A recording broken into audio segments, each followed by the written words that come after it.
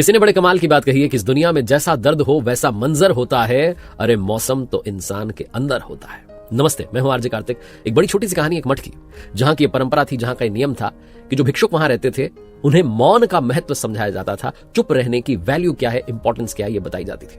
और उस मठ की परंपरा थी कि 5 साल में हर भिक्षुक के पास ये अपॉर्चुनिटी आती थी, अवसर आता था कि वो 2 शब्द बोल सकता है, 2 वर्ड्स बोल सकता है। जो मठ के गुरु थे वो भिक्षुक को बुलाते थे, 2 उंगलियां दिखाते थे और उसे अवसर देते थे कि 2 शब्द बोलो। जो भी भिक्षुक के मन में होता था, सवाल होता था, प्रश्न होता था, उत्तर होता था, जो चल रहा होता था, भिक्षुक बोल देते थे। एक युवा भिक्षुक उस मठ में रहने के लिए आया। जब उसे इस नियम के बारे में, परंपरा के बारे में सबसे पहले बताया गया तो बड़ा एक्साइटेड हुआ कि क्या बात है, 5 साल तक चुप रहना होगा और फिर सिर्फ 2 शब्द बोलने। मैं सोचूंगा शायद मैं कुछ अच्छा बोलूंगा। युवा भिक्षुक उस मठ में रहने के लिए आया।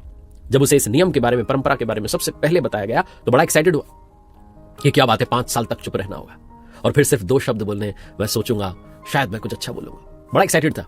उसे लगा कि बढ़िया परीक्षा है। सब सोच के आया था कि अब तो मठ में ही जीवन बिताना है। उसके शुरुआती 5 साल प्रारंभ हो गए और शुरुआत में ही उसे एक शिकायत हो गई। अब वो प्रतीक्षा करने लगा कि 5 साल कब पूर्ण होंगे और कब मैं ये 2 शब्द बोलकर के शिकायत रखूंगा। 5 साल पूरे हुए। गुरु ने बुलाया, भिक्षुक गया।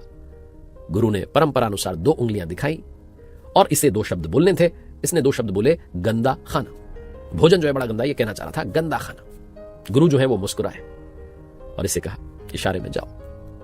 ये चला आया और सोचने लगा कि मेरी बात पर कोई रिएक्शन नहीं दिया, कोई बात की प्रतिक्रिया नहीं, कुछ नहीं, ये क्या बात है। फिर से इसके अगले 5 साल शुरू हो गए। किसी को बता भी नहीं सकता था कि क्या हुआ। चुप रहना था, चुप रहा।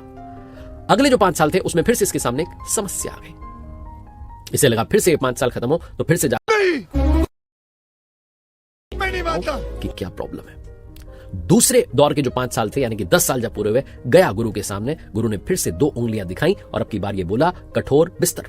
बिस्तर जो है आरामदायक नहीं है, कहना चाह रहा था कि बड़ा ही जो है हार्ड गद्दा है, नींद ही नहीं आती। गुरु ने फिर से कुछ नहीं बोला, मुस्कुराए, इशारे में कहा, जाओ। चला आया। फिर जब इसके तीसरा दौर चल रहा था 5 साल वाला, तो अब की बार इसे लग रहा था कि जल्द से जल्द ये 5 साल खत्म हो और बात खत्म करते। वो तीसरे दौर का 5 साल भी खत्म हुआ, यानी कि 15 साल ये वहां बिता चुका था।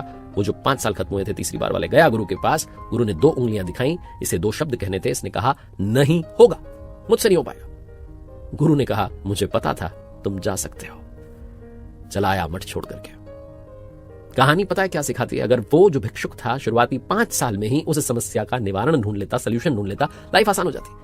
अगर उसे पता चल गया था शुरुआती दिनों में गंदा खाना है, तो खाना बनाना सीख सकता था, बाकी साथियों को भी स्वादिष्ट भोजन जो है खिला सकता था। लेकिन उसने क्या किया? उसने प्रतीक्षा की, 5 साल पूरे होंगे, शिकायत बताऊंगा। हम में से बहुत सारे लोग यही कर रहे होते हैं, प्रतीक्षा कर रहे होते हैं, कोई हमसे एक बार पूछ ले, अपना सारा दर्द जो है उसके सामने रखते हैं, अपनी सारी शिकायतें बता दें। हम ये नहीं सोचते कि क्या हम उन शिकायतों का समाधान ढूंढ सकते हैं, सोल्यूशन निकाल सकते हैं। इस जीवन में हर समस्या का समाधान होता है, लेकिन आपको खोजना होता है। ऐसा ना हो कि हमारे भी ये जो जीवन काल के वर्ष हैं ये पूरे हो जाएं और ऊपर वाला अंत में 2 उंगलियां दिखाकर पूछे, कहो 2 शब्द, और तुम कहो नहीं होगा, अब ले चलो। ध्यान रखना, कहानी बहुत कुछ सिखाती है।